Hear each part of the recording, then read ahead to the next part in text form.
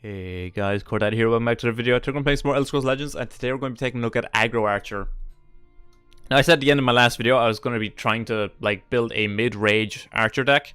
Didn't really work out. I found that the Aggro decks in the metagame tended to kill you before rage was even relevant, and the slower decks tended to remove every single creature you played, so you never had anything to actually rage on. So mid-range decks just aren't really that viable currently. I don't know if there'll ever be a meta shift beyond what we have now, sadly. But it's upsetting that Rage isn't that good in mid-range decks anymore. As actually, Rage is probably one of my favorite cards. But I decided to take Archer in a slightly more aggressive direction. Aggro Archer isn't the deck I normally play. I used to play a lot of mid-range Archer back when we had 2-mana Skulk. But those days are long gone now, sadly. But yeah, this is the deck I settled on. We've got a couple of interesting card choices. We're running things like Brotherhood Suspect, Ashlander Punisher, and Dune Ripper. Dune Ripper is a really solid tempo card I found in this deck. It's really good in the aggro mirror matches, helps us pick off smaller creatures, and it threatens to keep doing it, which makes it very, very good in those games. Ashlander Punisher has kind of become one of my pet cards all of a sudden. It's a 5/4 breakthrough is just a 4-mana 5/4 breakthrough is just already good on rate, but the Pilfer and Slay is fantastic.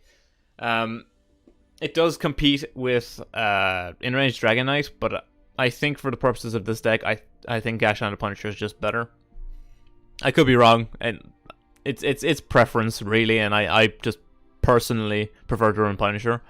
And we're running Brotherhood Suspect. Now, some people might be shocked by this, like, oh, Suspect's just a good aggro card, and yeah, you are correct. But this card is normally not seen in dual color. It's mostly seen as a tricolor card, in like tricolor aggro. But I've decided to test it out in this deck, and it's been really good. The contract doesn't really matter beyond turn 3. Like if they kill it in the first 2 turns, it's not great. They can contract something out. But beyond like turn 3, turn 4, the contract just has 0 value essentially. You're not really that concerned about it. Your opponent's usually dead at that point. So yeah, no, it's a very solid card. It's very similar to Mortal Trader, except you can play this on 1 without the ring, and it's still insane. Makes it the 1 mana makes it very easy to weave into turns. I think the last weird card in this deck, I suppose you could call it, is Shadowmaster. Shadowmaster is a card I tend to play in aggro a lot if I'm playing green. It's just really good at keeping things alive. It allows us to maybe my words are all over the place today. I can't fucking talk. I'm so tired. But yeah, generally what this can do is you can get a trade, a favor to with Ashlander Punisher, then Shadowmaster it so it survives the following turn to get a second swing in, which is huge. It can keep our Mortal Traders alive or Suspects alive. It's just a really solid card. It allows us to stick a creature more often than not. So yeah, if you're playing green aggro and you've never played Shadowmaster, I recommend you test it out. It's a very good card. We are running Crushing Blow, just as reach and removal. Elderly Matron over Morkul Gatekeeper currently, just because it has on average the same stance as Gatekeeper. The Prophecy I don't think is too relevant to what we want to be doing, and the extra card is generally better than just to attack. Again, if you're going for a hyper aggressive where you want more prophecies, you can run Gatekeeper. That's just, again, it's preferential. I just feel like running Elderly Matron. If we get a bad animal, we can pitch up a Gambler, so it's never really a bad thing to have. And yeah, other than that, we're a pretty standard aggro deck. I don't think there's really anything else to discuss. We are running 3 Vigilantes alongside Cliff Racer, which isn't too common, but I just felt like I needed more ways of closing out games. So yeah, that's the list. That's what we're going to be testing out today. A couple of interesting cards, so it should be a fun video. So hope you guys enjoyed the gameplay. I'll see you guys next time. Alrighty. Oh, lovely. Guildsworn. Probably invade. Oh man, this end is ass. Also, we're not on the ring, which is even worse. So it's Guildsworn and they're on the ring. Let's see if they've drawn the God tier curve. We have turn 2 Trader and turn 3 Gambler to pitch the Vigilante. Oh man. I don't think I'll be able to kill invade. Like, we're fast, we're a very fast deck, but if they have a lot of invade stuff super early, then we just lose to them running Drain. Which is a problem. Of course I'm on your side. No turn 1 play. So this turn, we might play the 1/2 guard. The Guildsworn Apprentice.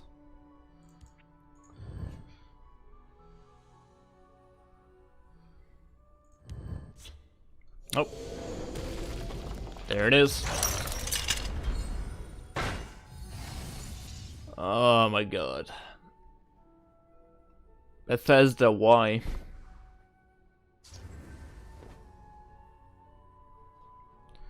I have to kill this. Just super annoying.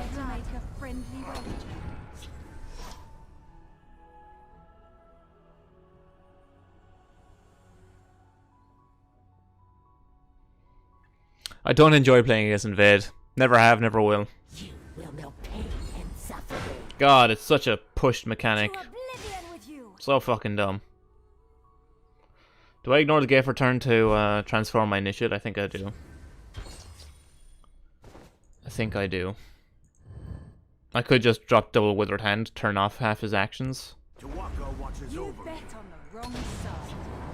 Yeah, I can just do that next turn. I have second Cultist next turn. That's everything plus. That gives everything +4, right? Yeah. Succumb to me.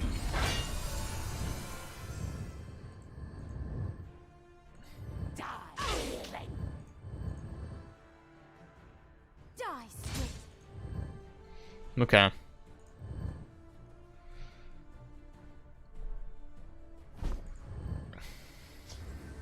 You bet on the wrong side. You have met your end. We must remain steadfast. You can trust me. Okay. His actions are practically unplayable. At least for the time being. You will be devoured in shadow. Lead for me. Okay. Take you. I'm actually gonna silence. I'm actually gonna Earthbomb this. A dark omen for you. Your end. Surprise! By Arcade's beard, stay back.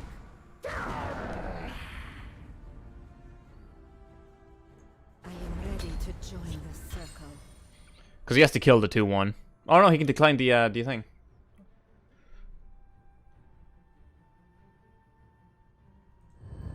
Oh no, you have to.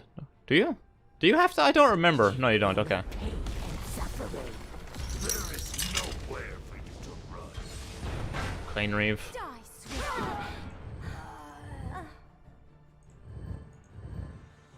I'll rend your flesh.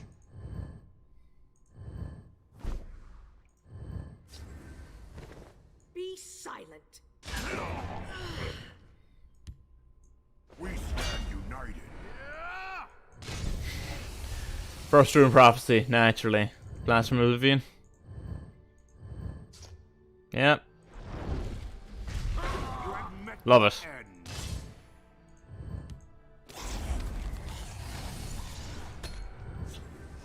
Not infuriating at all. God, this Invade is such a dumb mechanic. Whoever tested this expansion and thought, hey, this is a really good mechanic, it's super fun and interesting, you're fucking wrong and you're stupid. You should feel bad about what you did to the game.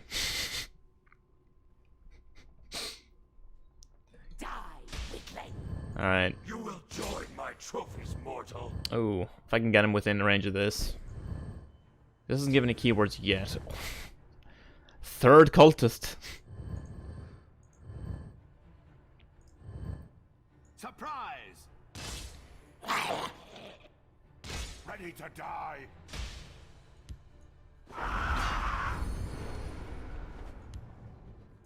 We must remain steadfast. Alright, that Scutley boy can get in for 1. 7 to 6. We can task at him. Not unless he goes off with Invade this turn. Take 2, sure. Kind Reaver is a really good card. It's a card I want to play with more. I had considered it in this deck, but it's more of a mid-range card. Alright. Invade has been toppled. Thanks. Thanks literally to just the power of Withered Hand Cultist turning off his hand. Oh, fuck you, Invade. You deserve everything you got. Oh, man. Alright, we got Dagoth. It's probably aggro.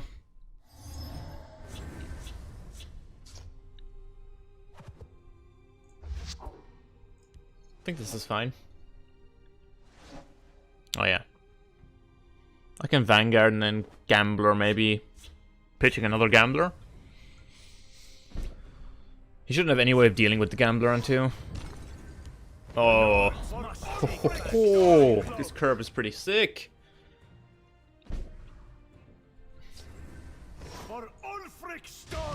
I'm gonna pitch the other Gambler. I could have got rid of Trader. Actually, getting rid of Trader is probably a better idea. Because I'm gonna be emptying out my hand super fast. The question here is he running Channel of Storm? They will meet their makers. He ain't. You better on the side. We take that trade just so he can't get anything. He can't just to deny him good trades. He might bolt this 5-4. I've got a second one to follow up though.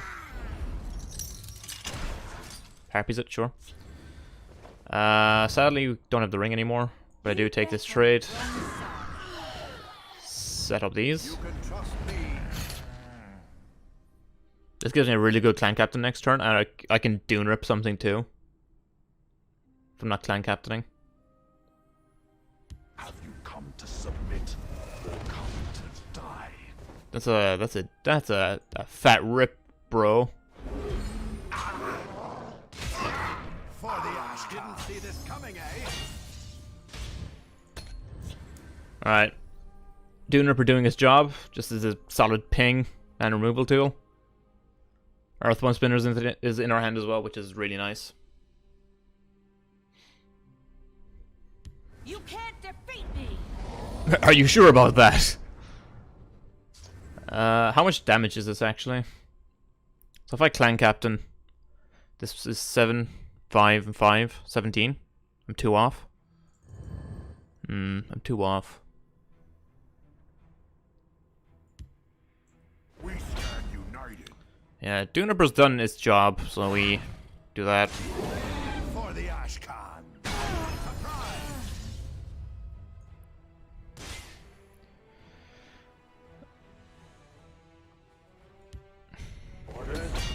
I thought about Shadow Mastering. But I don't think there's really much you can do this turn.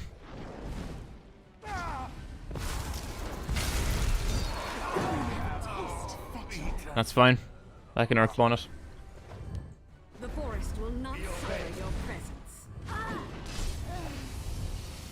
Prophecy, sure. Just give me a name.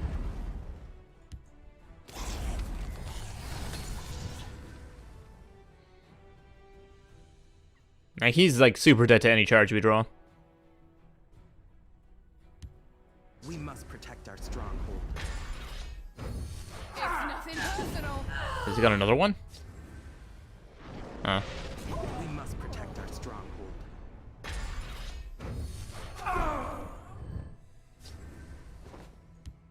We Matron first because Matron might find us Cliff Racer.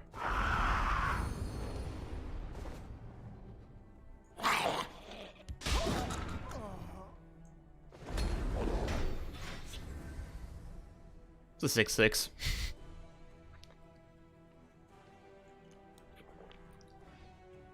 We're now just in the charge waiting room. There are 7 chargers that we can draw to end the game.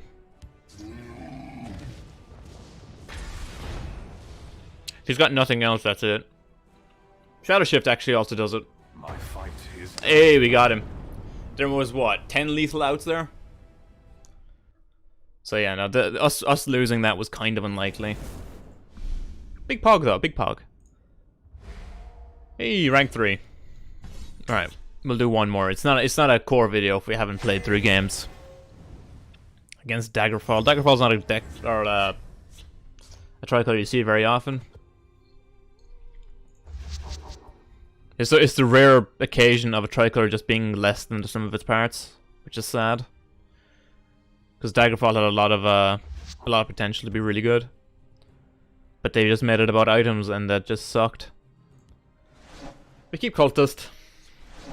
I've seen a little bit of Control Daggerfall, so the Cultist might just be a decent disruption.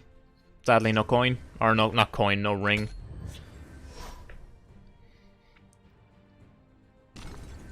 If it wasn't valuable, they wouldn't lock it up. Oh, this hand, dude. It's fucking straight garbo. Also, he played straight into the shadow lane, which is something you should never do. You should always try and take field control as soon as possible.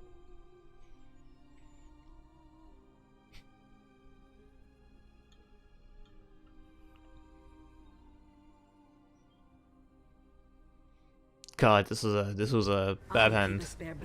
Well, well, what have we here? He gives you item +1/+1, right? Yeah. This vine belongs to me. Okay. Yeah, kill that. Oh man, this hand is so bad though. We just keep drawing the late game stuff. Don't underestimate. When turn 4 is your late game, you know something's up. Give me a blade and a soft throat. Oh man. Yeah, we might just lose us to shitty draws. The forest will not suffer your presence. Which is really frustrating.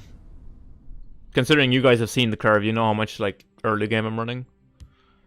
And to like whiff on all of it after a mulligan to 2 cards. Only one of us shall survive. Don't underestimate me. By the fires of oblivion. Yeah. I'm just getting stomped by terrible draws. Oh, look at this, like, come on.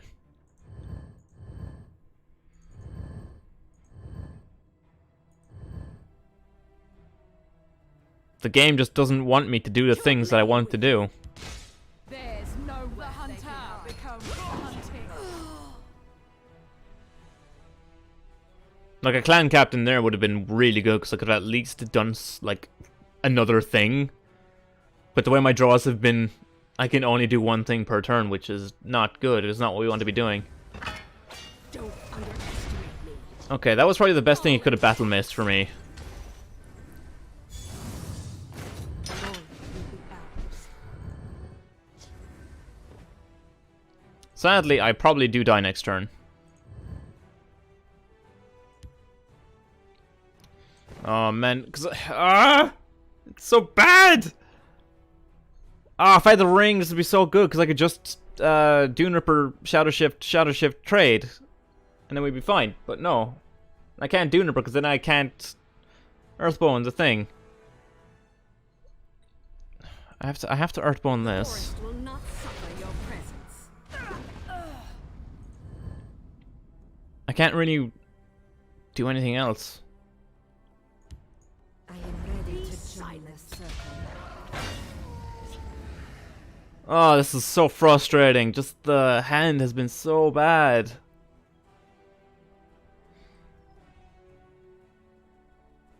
Share or take. This has been a really weird draw. Oblivion awaits you. Alright. Just get absolutely owned by a fucking terrible hand. Fuck me. Anyway, hope you guys enjoyed the video. The deck is pretty solid. It's actually the deck I've been using primarily to ladder this season.